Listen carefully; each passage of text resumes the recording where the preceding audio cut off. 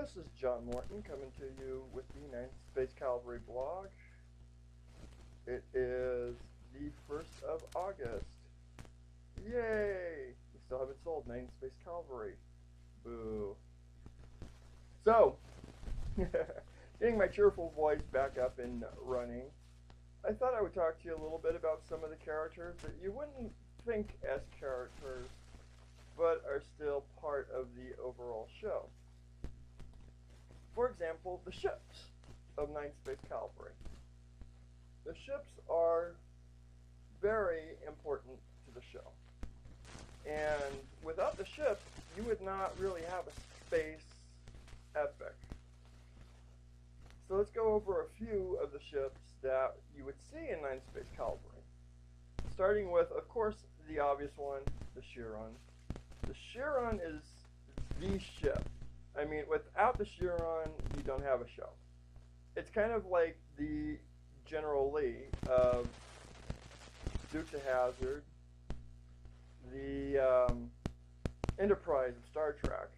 The Chiron is a carrier ship that goes from planet to planet, and it starts out as part of the Procyon Cirrus fleet, also known as Earth Defense Fleet 6. But it's old, it's being retired, and it gets stuck with 9th Space Calvary largely because it is the only carrier ship that Earth can spare. Like I said, it's old, it's being retired. It's within 2-3 years of being retired. So Admiral Bannon gets this ship to be his flagship largely because it's going to be mothballed anyways. So why not give it one last chance to go out in the blaze of glory in a fight with Orion pirates. The Chiron carries transport ships, it carries bombers, and to a large extent it's supposed to carry the Raptors.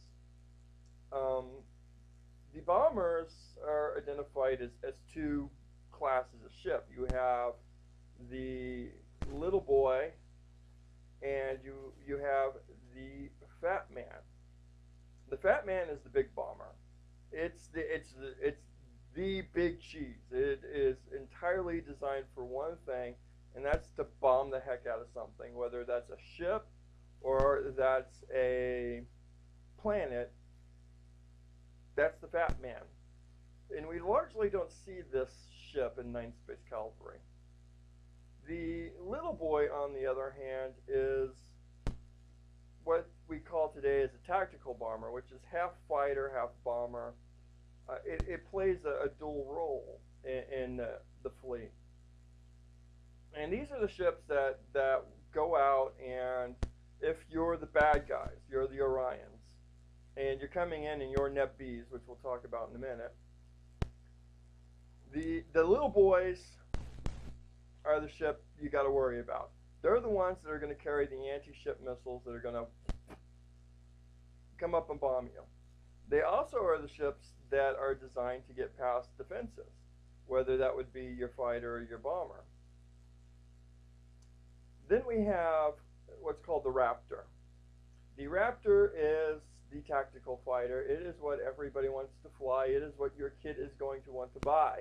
It is the sort of like cool ship.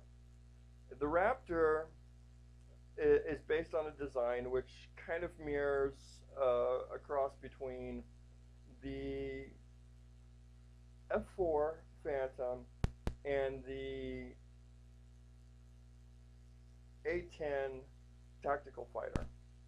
And it's built this way for a reason, just pure semantics. You needed something that looked cool, and you take two ships that look cool, kind of hybridize them, and it's going to look cool. Plus, it needed to look like it would fly in space, and this, of course, is really the point where you're talking space flight versus atmospheric flight, and some people are going to go, well, you can't do that, but it looks cool. So, without having a conceptual drawing, which I wish I had at the moment that I could put right up there on the wall, you're just going to have to envision this in your head. This is the cool fighter.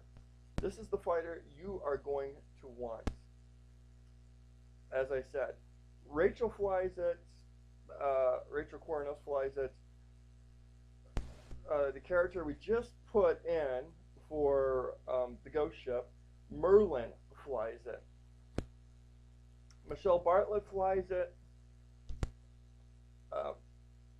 Erwin Paulette, the Commandant, used to fly it. In fact, he does fly it in a Cirrus affair. So it is the ship that just about everybody in the fleet at one time either flew or does fly. Unlike some people, the series it's like the Chiron. Without the Raptor, you wouldn't have a 9th Space Cavalry. It is the attack ship. So given all of the options here, you also have your cruisers, which do play a big role in the story and the plot. You have your frigates, and the frigates come in 3 varieties. You have your missile frigates, which would be the Roosevelt, the Albee, and of course the Morton. Not based on my name, but based on 19th century admirals or other notary people in the Navy, which I thought was cool. Then you have your attack class frigates, which are largely named. You have your David, you have your Roddenberry, those type of frigates, which are based on writers, science fiction writers. And then you have your attack class or command class frigates, which are the Delot for the case of your attack, and the Nightingale, which is the hospital frigate. These 2 frigates largely carry transports, where your other frigates carry Raptor-class ships, or don't carry ships at all unless they absolutely have to, in the case of the missile frigates. So, these are the ships of 9th Space Cavalry. Now, the bad guys also have ships. The one that you have to worry about for the bad guys is the N.E.B B, which stands for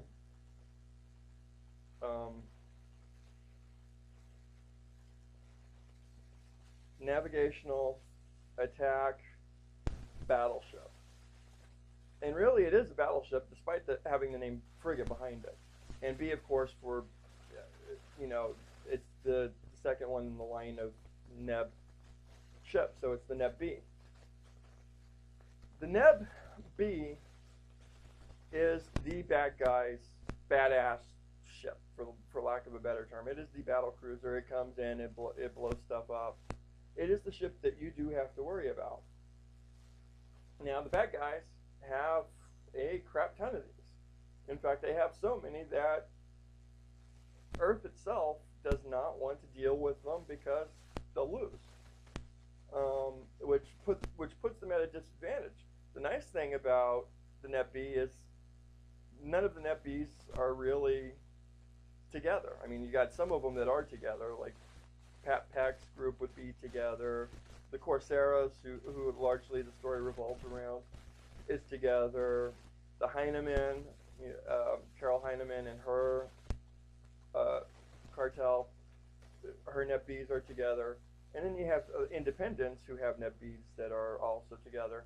But for the large part, the N.E.B Bs aren't together, which makes it easy for our plot, but makes it hard for Earth, because once you start attacking one cartel, hey, they all gang up on you, your fleet's destroyed, and all your other governments, your Republic, your Alliance, even your People's Republic, the People's Republic of Allied Planets, come in, smash you, and retake Earth for themselves. And now they're the human race,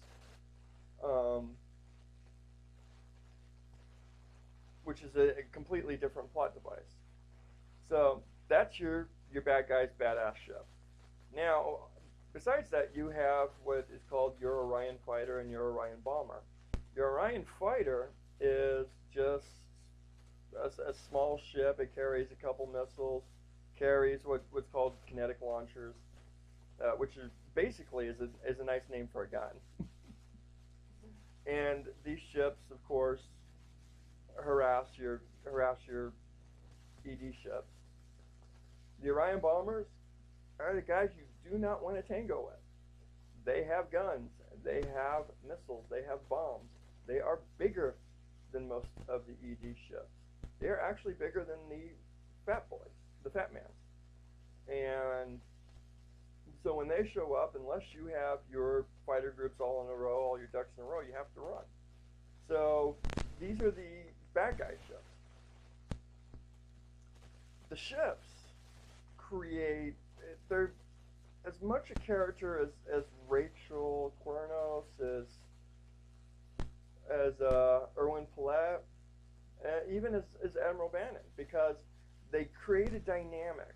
You have the Chiron, kind of the old guy who's being retired soon. You know, he has to retire. He's too old. He's too worn down. He can't be in too many more fights. He's got to go. The N.E.B B, like I said, is the real badass. He's that bad guy that you don't want to see in a dark alley because you know he's going to win. So each of the ships have their own kind of personalities. And these personalities interact with the viewer as much as our own characters do.